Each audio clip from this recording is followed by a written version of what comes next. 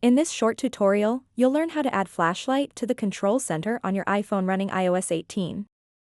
Having the flashlight in the control center allows you to swiftly switch it on and off whenever you need some extra light, like searching for items in a dark room or navigating through a dimly lit area.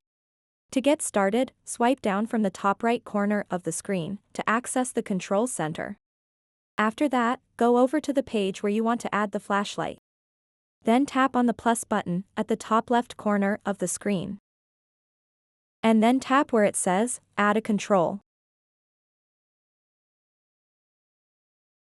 And then tap on the search bar at the top and type in, flashlight.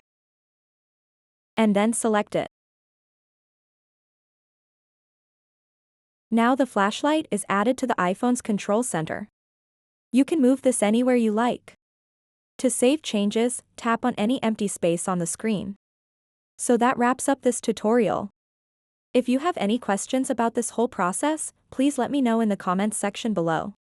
And if this video helped you out, please give it a big thumbs up and subscribe to this channel for more tutorial videos like this one. Thank you so much for watching and have a good day.